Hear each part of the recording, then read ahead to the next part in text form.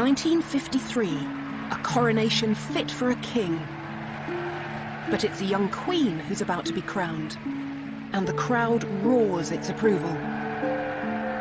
The fact that she's a woman attracts no comment, and she will go on to reign over us for 6 decades. But England's queens haven't always been greeted with such adoration. Throughout our history, women and power have made an uneasy combination. 800 years earlier, another female heir to the throne came to Westminster for her coronation. She wasn't met by cheering crowds. Instead, she was chased away from the capital by an angry mob. Her name was Matilda, the first woman to make a claim to the English crown in her own right. But 800 years ago, power was inescapably male. There was no question in the medieval world. Men ruled, and women didn't.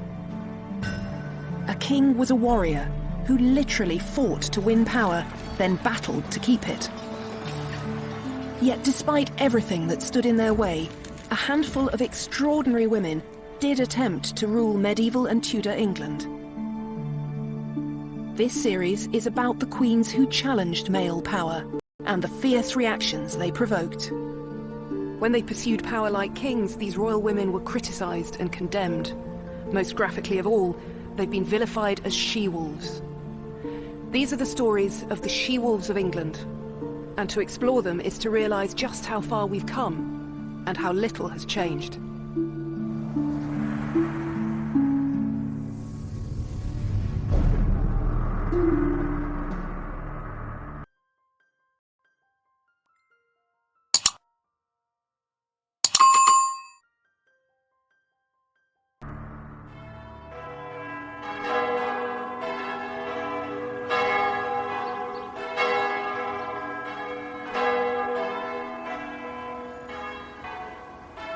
On the 24th of June, 1141, a 39-year-old woman sat down here at Westminster to a sumptuous banquet.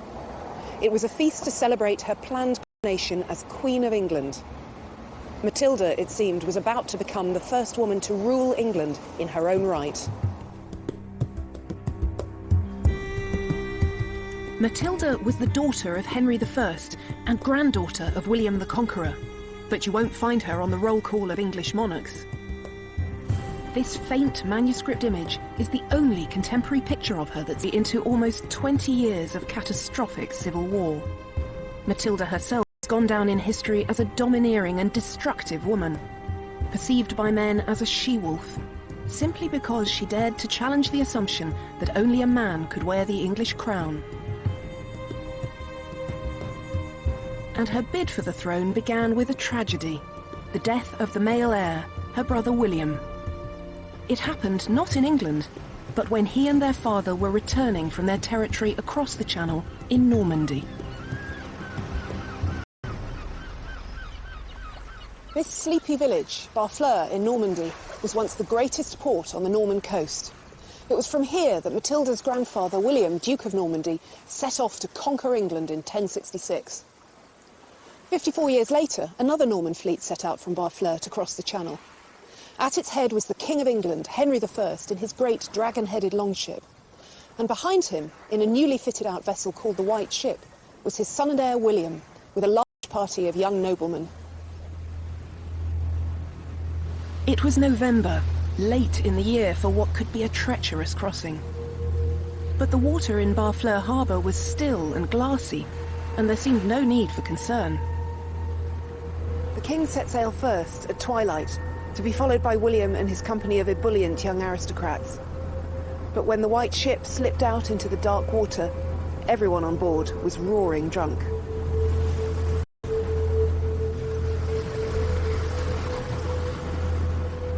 No one noticed the rock at the harbour mouth, but no one could mistake the sickening jolt as the ship struck.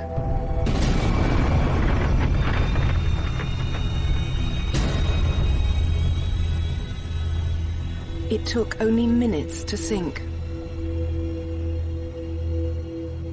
And in the freezing November waters, there was no hope of rescue.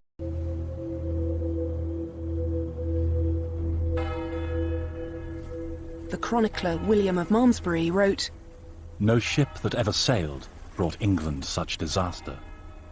It was such a calamity that 2 days passed before anyone dared to break the news to King Henry. When eventually a stuttering boy was pushed forward to tell him that his son was dead, the king collapsed in anguish. It was a personal tragedy, but for a king, the personal was always political, and all Henry's hopes for his country's future had been swallowed by the sea, along with his drowned son. Norman kings had worn the English crown for just over 50 years, but already a dynasty had been founded, and a new source of sons and heirs. But now there was no natural successor to continue the line. No boys. Just a daughter called Matilda.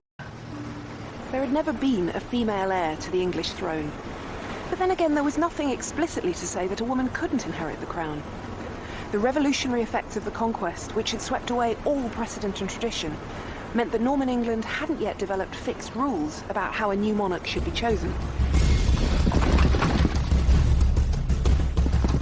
But in these times, it wasn't enough to have a right to the throne.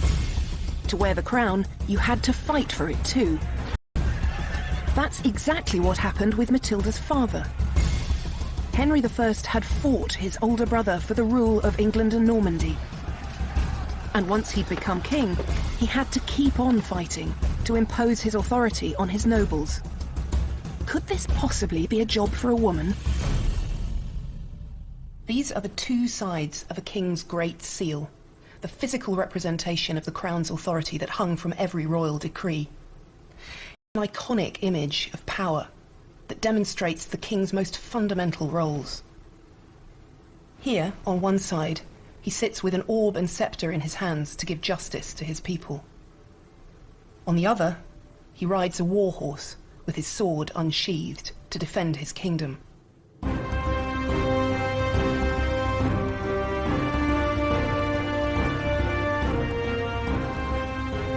Even today, power still looks, sounds and feels overwhelmingly male. Back then, there was no question in contemporaries' minds about the order of God's creation. Men ruled, and their women obeyed. In fact, the Anglo-Saxon word for queen didn't mean a female king. It meant the wife of a king. And as a king's wife, a queen could advise her husband, or even represent him. But her authority always depended on his. And it was this limited kind of queenship, as royal wife to a royal husband, for which Matilda had been prepared since birth. When she was a small child, her father sent her to a foreign land to be married to a complete stranger. At the age of 8, she'd already begun an extraordinary career. She'd left England to marry Henry V, the King of Germany and Holy Roman Emperor. Since then, she'd been fated as his empress, the greatest court in Europe. And as a result, she had a powerful sense of her own majesty.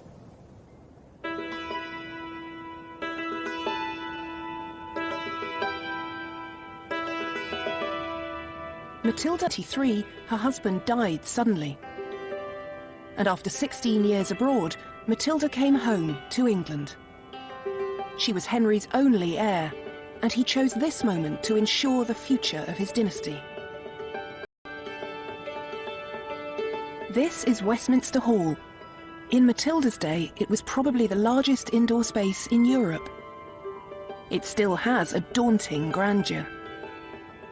It was at a ceremony here that Henry promised Matilda a startling new future. He was suggesting that for the first time, a woman could rule in her own right as a female king. On the 1st of January 1127, here in the Great Hall at Westminster, the nobles of Henry's kingdom swore a solemn oath that they would support Matilda's right to succeed to her father's throne. No one tried to argue that a woman couldn't rule. But the likelihood is that the nobles were paying lip service to an idea that they thought would never happen. And Henry had an alternative plan. Matilda was still young. If she could give him a grandson, England might yet be ruled by a king of his bloodline. So once again, he sent her away to be married. She might have been promised a powerful future, but for the moment, she was still her father's pawn.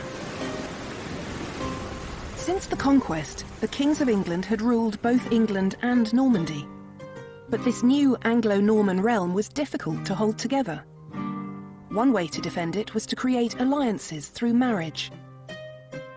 Henry chose as Matilda's bridegroom Geoffrey of Anjou, whose lands to the south of Normandy could protect Henry's borders.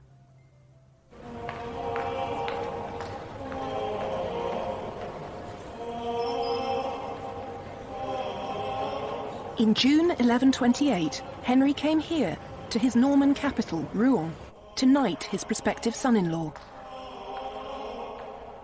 Henry was delighted with the match, but Matilda wasn't so pleased. The good news? Geoffrey was so handsome and athletic that he was nicknamed Geoffrey the Fair. The bad? He was only 15. Matilda clearly wasn't dazzled by Geoffrey's good looks. He was 11 years younger than her, and her junior by far in status and experience. She'd just lost a husband who'd been a father figure as well as an emperor, and now she was offered an arrogant teenager as his replacement. She tried to resist the match, but in the end she had no choice. She did her unpleasant duty and married him. But Matilda didn't give in easily. She never called herself Countess of Anjou. Instead, she always insisted on the greater magnificence of her own title as Empress and daughter of the King of the English. As such, Matilda knew what her father expected of her, that she should produce a male heir. But just a year after the wedding, the unhappy couple were living apart. Matilda might have given up on her marriage, but her father hadn't. In 1131, he imposed a reconciliation on the couple, and to good effect. In the spring of 1133, Matilda gave birth to her first child, a healthy boy called Henry, after his proud grandfather. A year later, she had a second son. So Henry had his male heirs. But he was in his 60s, and it would be years before they grew up. And there was more. Having a family of her own meant that Matilda's loyalties were now split. The arrival of his grandsons was a dynastic triumph for Henry. But Matilda's new role as the mother of two young sons left her caught in the middle between her husband's ambition and her father's refusal, even at the age of 67, to relinquish any part of his hold on power. And in 1135, as political disagreement escalated into the flexing of military muscle, Matilda stayed in Anjou with Geoffrey, standing shoulder to shoulder with her husband.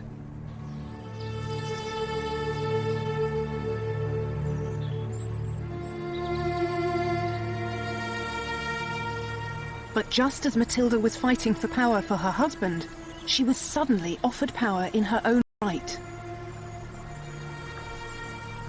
Her father Henry was taken ill on a hunting trip in November 1135. Knowing that his grandsons were not yet old enough to succeed him, as Henry lay dying, he insisted that the nobles abide by the agreement they'd made 8 years earlier to allow Matilda to rule. And as soon as the news of her father's death reached her, Matilda made her first move in becoming queen. She rode north to seize control of Argentan, an important fortress that was crucial to the rule of Normandy. But then she went no further. She discovered she was pregnant.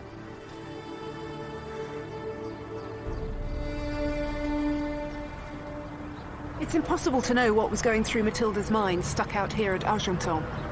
The chronicler William of Malmesbury says only that she failed to return to England for certain reasons, which at a distance of almost 900 years, if the nobles would simply rally to her cause.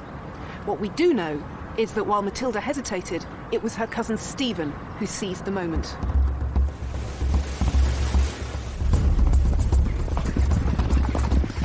Stephen was a powerful man and an effective soldier. He rode to Winchester, where his brother was bishop, and had himself crowned king. For Matilda, this was a shocking betrayal. Stephen had been among the nobles who had sworn allegiance to her when her father was alive. Matilda believed absolutely in her right to the throne. But her big mistake was to assume that others did too. Male might, it seemed, still overcame female right. According to a chronicle known as the Gesta Stephani, the Deeds of Stephen, there was no one else at hand who could take the king's place and put an end to the great dangers threatening the kingdom. This is hardly an impartial account. It was written by a monk with close ties to Stephen's court, and Stephen is the hero of the story. Unfortunately, no one was writing Matilda's story. Stephen's masterstroke was his speedily arranged coronation. Once God had made him king, no man, let alone a woman, could undo it. Stephen's kingship had taken effect in the moment he was anointed with holy oil. But in that instant also lay the seeds of civil war. Two different forms of royal legitimacy now stood in opposition to one another. Matilda was the only legitimate child of the previous king, and the nobles had sworn allegiance to her as his heir.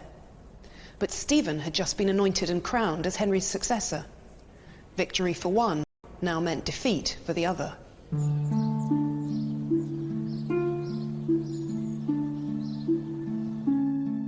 Stephen might have God on his side, but he needed people too. He couldn't rule without the support of the powerful nobles. It was a balancing act.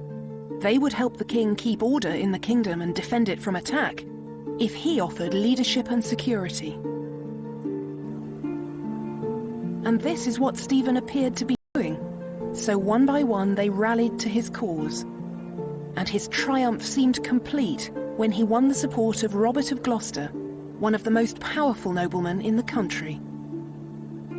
Hundreds of miles away in France, Matilda's cause seemed lost. Her third son had been born safely at Argenton, but now she and her boys were embattled there, with little prospect of reclaiming her inheritance. To make his throne secure, Stephen needed to control the Anglo-Norman realm on both sides of the Channel. But while he established his rule in England, it took him more than a year to cross the Channel to France. By then, Normandy had collapsed into anarchy, and so did Stephen's army, as his soldiers began to squabble among themselves.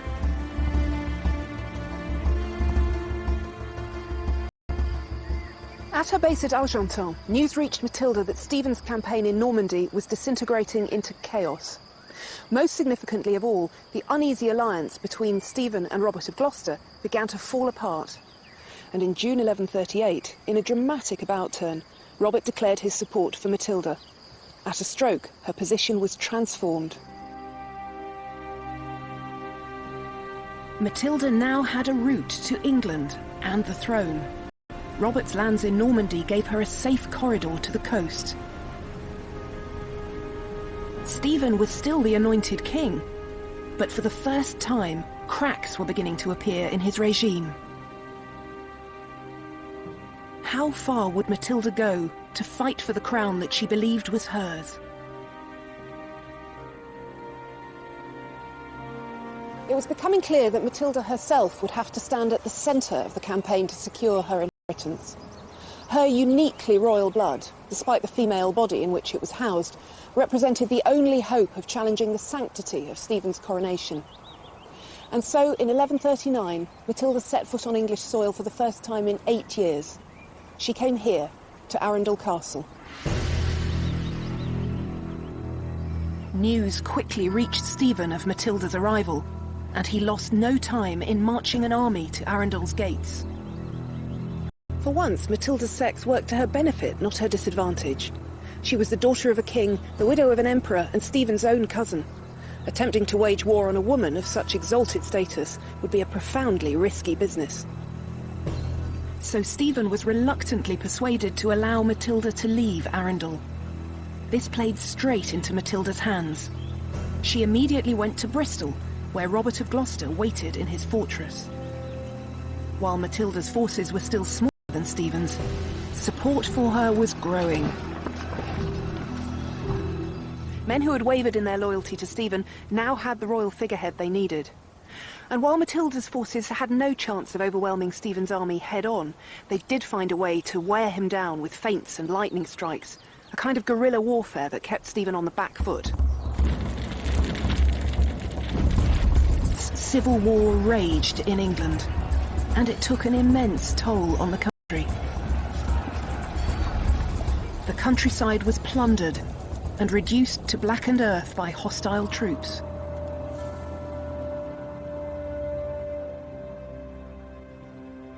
It was a dreadful thing, said the chronicler William of Malmesbury, that England, once the noblest place of peace, the peculiar habitation of tranquility, had sunk to such wretchedness.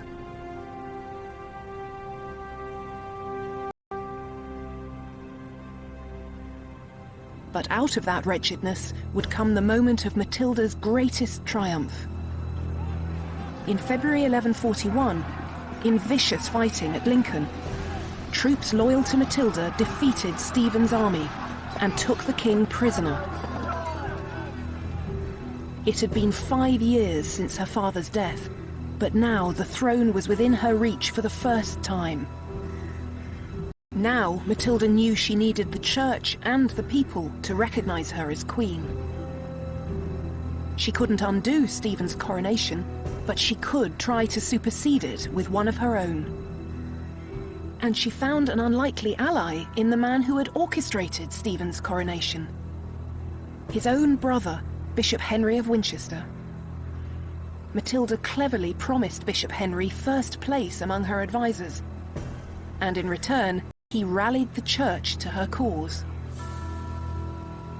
In April 1141, Bishop Henry convened a special council of the church at Winchester. Among those who attended was the chronicler William of Malmesbury. This is a translation of William's chronicle, and it's an extraordinary thing, more than 800 years later, to read an eyewitness account. It turned out that the bishop was a master of political spin. He explained to the council that when King Henry died, he had left his crown to his daughter.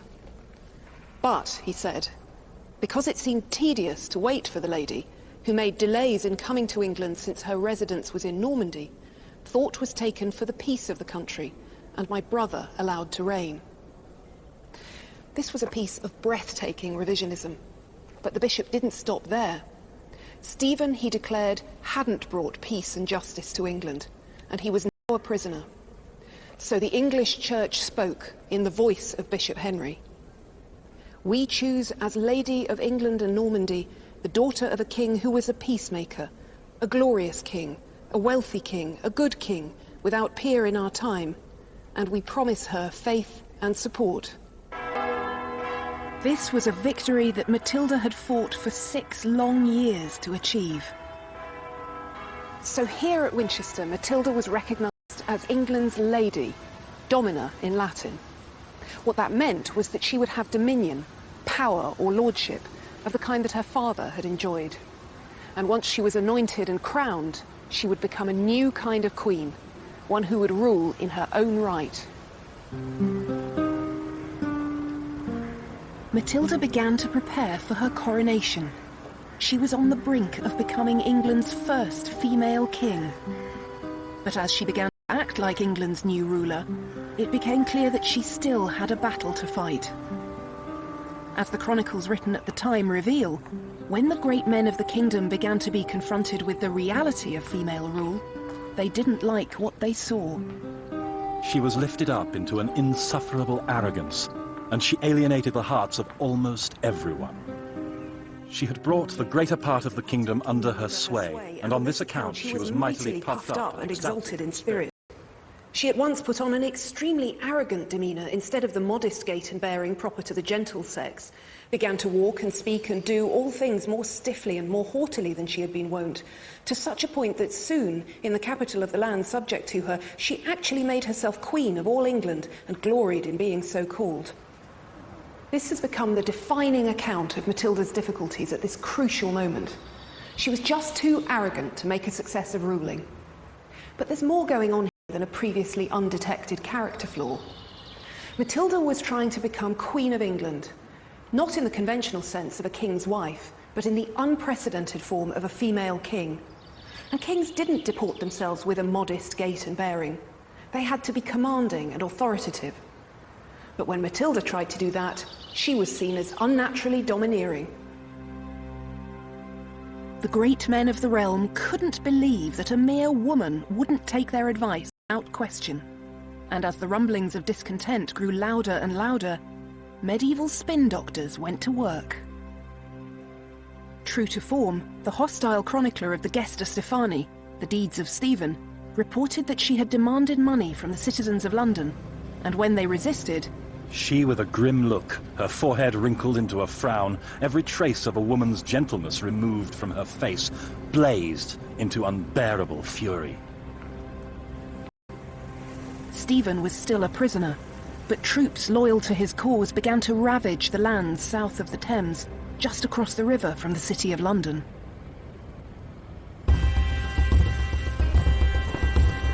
Pressed on with her coronation plans.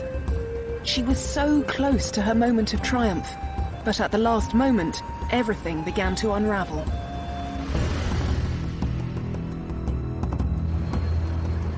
As Matilda prepared to enjoy her feast at Westminster, bells began to toll.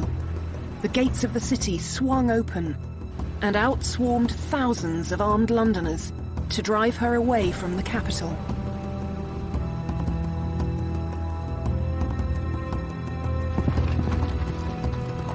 All Matilda's hopes of being crowned queen were trampled into the dirt, along with the feast she had left behind.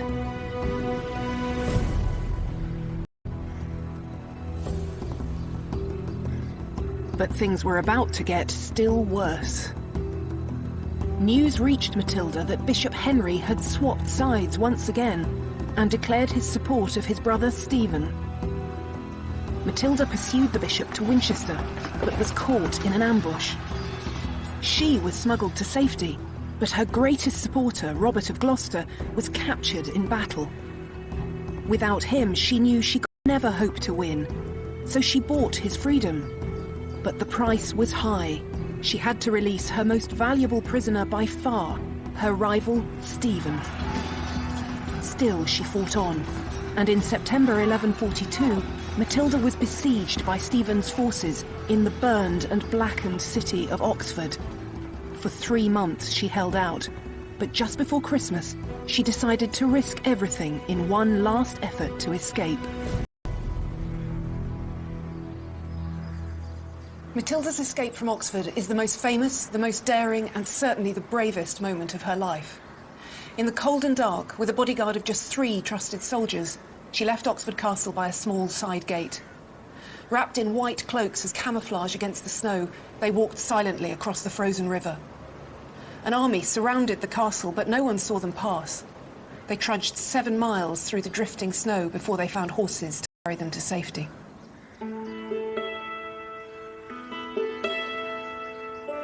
It was a courageous escape by anyone's standards. And even the Gesta Stephani remarked on Matilda's extraordinary tenacity. Never have I read of another woman so luckily rescued from so many mortal foes and from the threat of dangers so great. Matilda was now free, but nothing had changed. England remained in military deadlock. It was time to develop a new game plan. As the destructive stalemate continued, Matilda could be. But she was the mother of a son, Henry, and he was an entirely different prospect. Matilda recognised that the battle she now faced was to win the crown for her son, not to wear it herself. If the she-wolf couldn't wear the crown, then her cub would. While Matilda had been fighting in England, her son Henry had grown up in France. As a strong and energetic warrior, he had all the promise of a future king, and Matilda decided that the time had come for him to fight for his grandfather's kingdom. Stephen's position had depended on his ability to offer security and leadership. But the anarchy of the long years of civil war had undone all that. According to the Anglo-Saxon Chronicle, England's people felt abandoned by God, saying that while they suffered, Christ and his saints slept. And so, in the face of dwindling support, Stephen was forced to agree a compromise. He would remain as king, but at a ceremony here in Winchester, Stephen recognised Henry as his successor.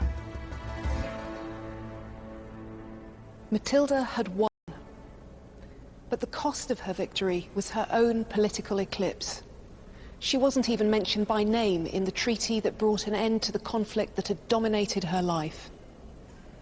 It wasn't long, though, before her self-denial was rewarded. Stephen died in October 1154, and 2 months later, almost exactly 19 years since Matilda's father had died, her son was crowned King Henry II. With her son safely on the throne, Matilda returned to Normandy and settled just outside its capital, Rouen, where she acted as Henry's counsellor and sometimes his royal deputy. Matilda had shown how hard it was for a woman to rule in her own right. In the end, she sacrificed her own claim to the throne to ensure her dynasty continued. She had lost the battle, but she had won the war. Her father would have been proud of her, and her son certainly was. Henry never forgot the importance of his mother, and always called himself Henry Fitz-Empress, son of the Empress. A poem from the time recalls that nothing in the world was dearer to him than she. Matilda died in Normandy at the age of 65 on the 10th of September 1167.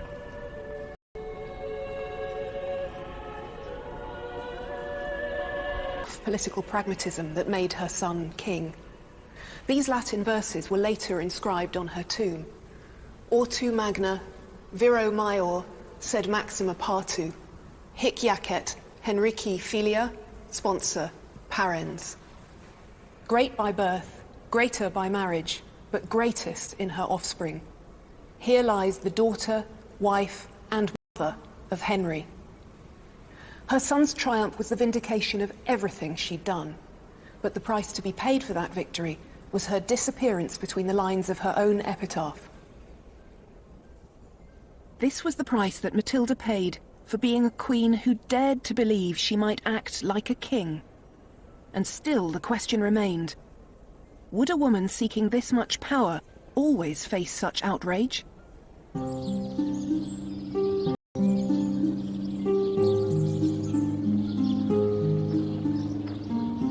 Her daughter-in-law would attempt to find out, with just as much determination as Matilda herself.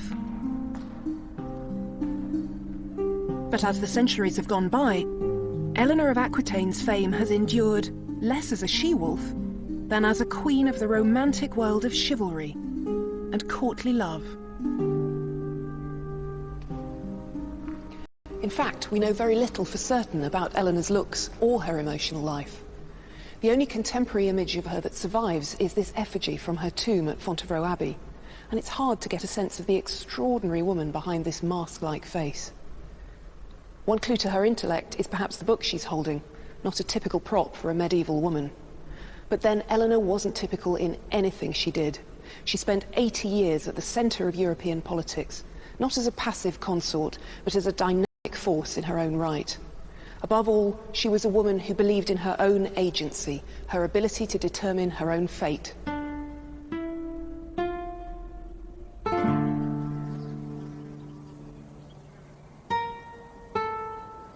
Eleanor's childhood was spent in Poitiers, one of the great cities of her father's Duchy of Aquitaine. In her day, it had a reputation as a place of poetry, romance, and wit. It was a flamboyant and sophisticated court for a girl to grow up in. This exquisite church, with its elaborate carvings and richly painted walls, gives us a rare glimpse into the sumptuousness of Eleanor's early life. But at the age of 13, she was abruptly taken away from all this. The beginning of Eleanor's life was entirely conventional for an aristocratic heiress. Just like Matilda, but Eleanor made a particularly powerful match. her new husband was heir to the French throne. And within days of the wedding, the old king died. Now, at the age of only 13, Eleanor was Queen of France, wife of King Louis VII. Louis, who was unworldly and young for his years, was puppyishly devoted to his beautiful wife. Eleanor was much less impressed. According to later gossip, she said he was more monk than king. Eleanor's role as consort was to give Louis an heir. And it may be evidence of her distaste for the job that it was 8 years before she gave birth for the first time. The baby was strong, healthy, and perfect in every way, except for the fact that she was a girl. But Eleanor was still only 21. And from their court in Paris, there was another project consuming the royal couple. Louis and Eleanor had decided to go on crusade.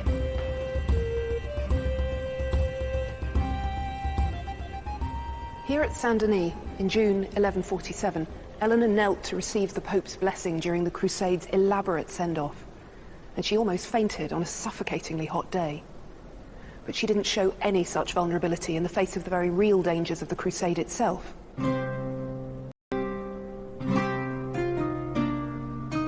Eleanor and Louis were joining the great battle between the Christian West and Muslim East to win control of Jerusalem and the Holy Land.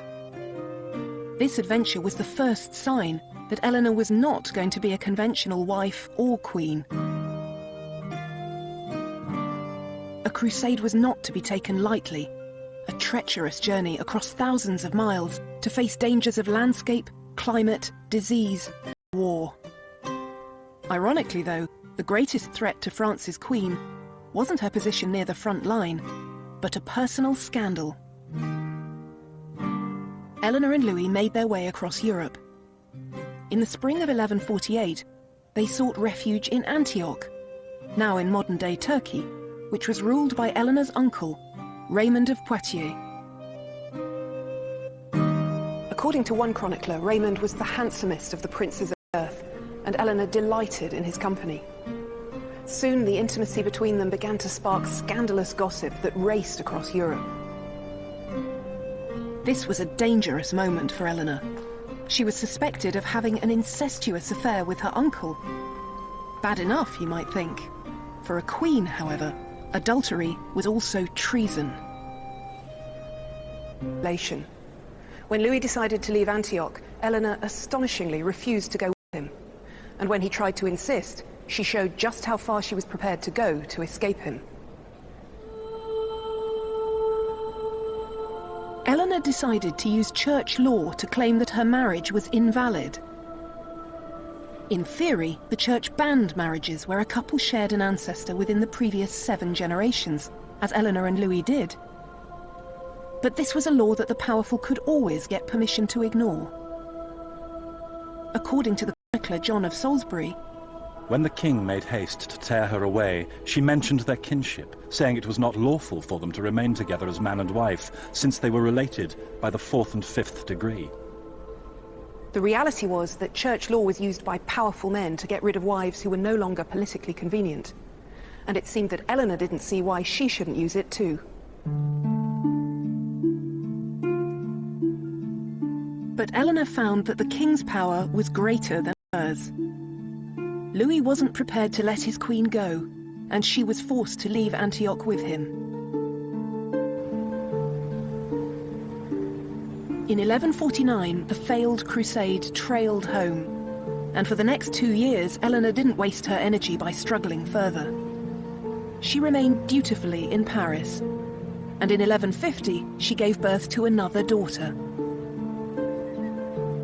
But then she encountered the man who would change the whole course of her life. This man was Matilda's son, Henry, future King of England, and in 1151, peace talks brought him to Paris.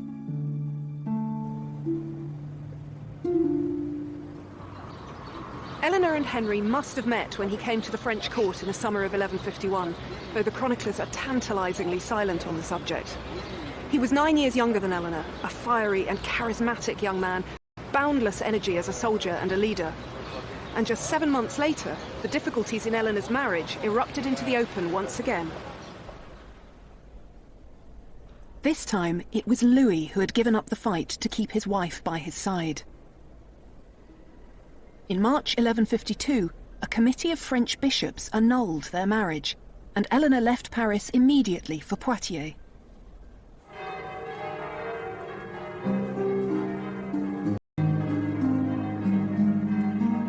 Just 8 weeks and 2 days after her divorce, she married Henry. In doing so, she changed the balance of power in Europe.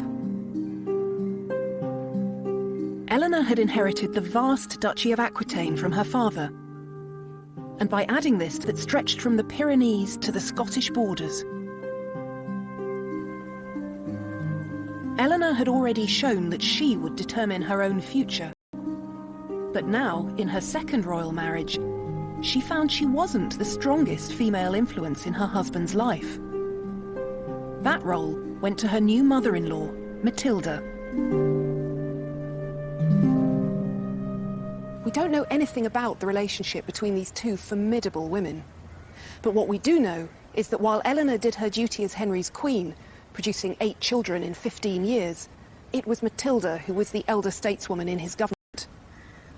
That was to change in 1167, when Matilda died less than a year after the birth of her last royal grandchild. Now, at the age of 43, Eleanor's political career was about to begin in earnest.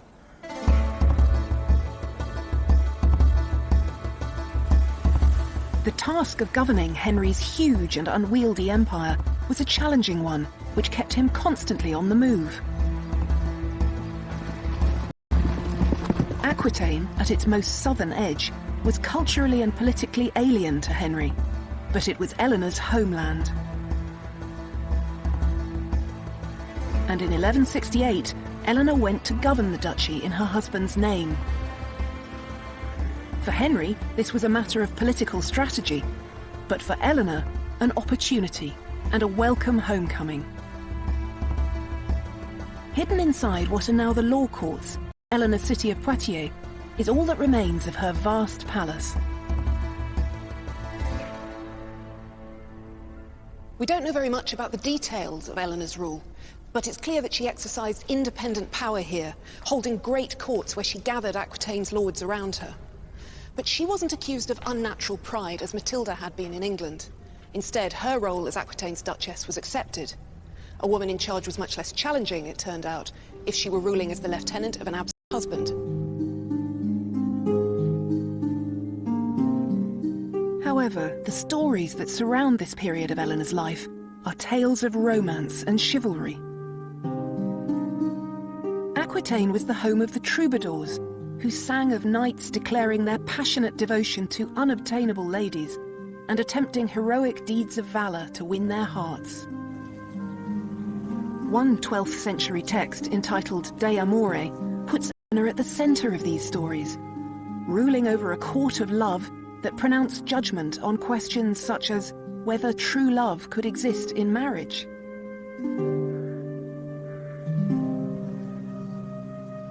Idea has persisted so powerfully. How much easier to think of Eleanor as the queen of romance, concerned with emotions, not politics. But what Eleanor did next, I think, demonstrated in the most dramatic way just how important power was to her.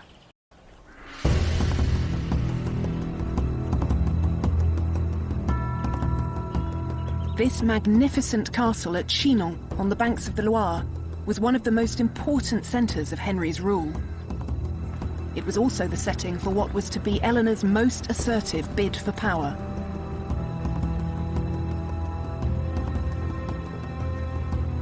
Eleanor never had a claim to be a monarch in her own right, but her children did. And as a mother, she was prepared to fight tooth and claw for her son's rights. It was a fight that would dominate the rest of her life. Male heirs were a medieval king's greatest asset, the insurance that his dynasty would prevail. But grown-up sons weren't always prepared to wait patiently while their father still reigned. When Eleanor's 3 eldest boys reached their teens, they were champing at the bit for a share in ruling their father's empire. And although Henry promised them a role to play, he couldn't bring himself to delegate real power. In 1173, their oldest son had had enough of his father's empty promises. Under cover of night, he rode away from Chinon to defect to Henry's great enemy and Eleanor's ex-husband, the King of France. Eleanor's husband was devastated at their son's betrayal, but Henry was about to get a much bigger shock. When he sent for his wife and his younger sons, he discovered that Eleanor and the boys had also left for Paris. It was clear that Eleanor, too, was in open revolt against her husband and king. Why did Eleanor turn on her husband? The story that's often told is that she was violently angry about Henry's affair with a beautiful young woman named Rosamond Clifford, known as Fair Rosamond, the Rose of the World. There's no way of knowing now what Eleanor thought or felt, so we'll never be sure exactly what was going through her mind when she rebelled against her husband. And once again in Eleanor's life, emotion gets used to fill a gap left by an absence of evidence. All kings had mistresses, and Eleanor was worldly wise enough to know that. But she had a formidable political brain, and it's much more likely that she, like her sons, was angry that the power Henry had given her in Aquitaine wasn't everything he'd promised. Eleanor was treading an intensely dangerous path, but she had thinkable when she left one king to marry another. Now her second royal husband was standing in the way of her ambition, and she would leave him too. Sons rebelling against their father were a cause of outrage and sorrow, but the 12th century had seen it all before. A wife rebelling against her husband was a new and profoundly alarming phenomenon. One chronicler scoured his archive to find more than 30 examples of sons taking up arms against their father, but not a single precedent of a queen in revolt against her husband. In a public letter, the Archbishop of Rouen told Eleanor that she threatened the very fabric of society. "Man is the head of woman," he said. "We know that unless you return to your husband, you will be the cause of a general ruin."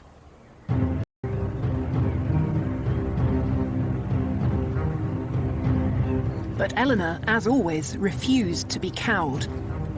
She set about mustering support from the disaffected lords of Aquitaine, who were always ready to resist Henry's rule. Finally, she rode north to join her sons. But she never arrived. She was captured on the road by her husband's forces. According to one chronicle, they found her disguised as a man. With Eleanor captured, the boys were no match for their father. By the autumn of 1174, they had no choice but to throw themselves on his mercy. Henry was generous in victory and offered his sons peace with honour. To Eleanor, he was not so magnanimous. Eleanor was taken as a prisoner from France to England, and for the next 15 years she's almost lost in silence. We don't even know for certain where she was held. But for a woman who'd always believed in her own agency, captivity can only have been relentlessly difficult to endure.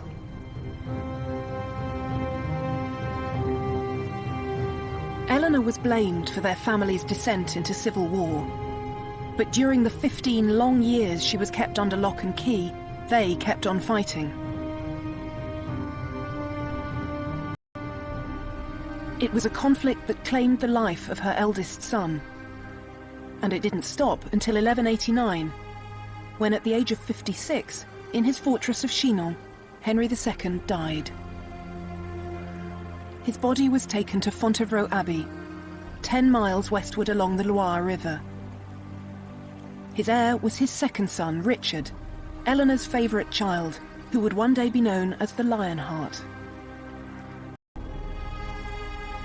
It was dusk when Richard stepped into the church, England, that his mother was now a free woman.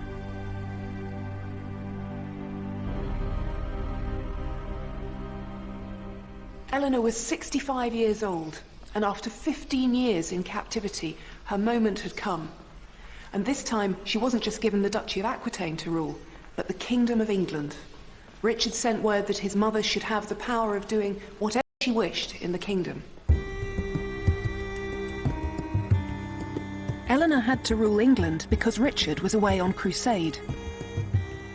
And unusually for Eleanor's controversial career, her power didn't provoke critical comment. It seemed that a queen mother ruling on behalf of her son, the king, was infinitely more acceptable than a queen ruling in her own right. To establish her son's new regime, Eleanor travelled from city to city and castle to castle at the head of her queenly court, an unusual adjective for the chronicler Roger of Howden to choose, but one that emphasised the rare spectacle of a woman alone at the helm of English government. And she had to do the job for much longer than anyone had anticipated. On his way back from the Holy Land, Richard was captured and spent more than a year behind the walls of a German castle. It was Eleanor who kept the peace in England during his absence, and Eleanor who raised the ransom that eventually bought his freedom. When Richard died in 1199, struck by a stray arrow at a siege in France, it was Eleanor who secured the succession of her youngest son, John.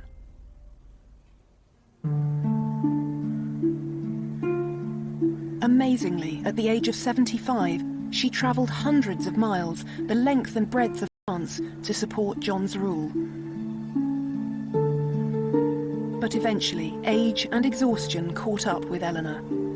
She returned here to Fontevraud to rest, and from that point on, she retreated into silence.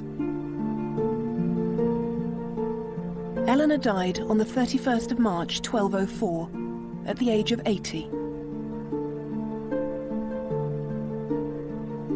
Despite her long years of conflict with her husband, she was laid to rest beside him.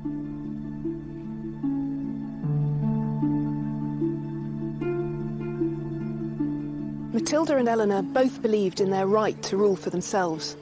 Matilda got to the very brink of her own coronation as Queen of England. And when Eleanor's power and autonomy were threatened, she went so far as to lead a rebellion against her own husband. But in practice, it turned out that the sight of a woman pursuing power for herself caused consternation. In the next programme, we meet the queens who inspired that title in literature. One accused of murder, the other of plunging the country into the Wars of the Roses, Isabella and Margaret each fought for power in one of the most brutal periods of English history.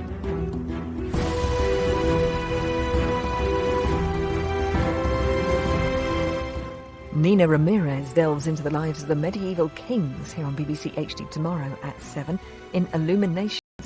Back to tonight now, though, and we're getting a lesson in Norwegian waffles next with the Hairy Bikers.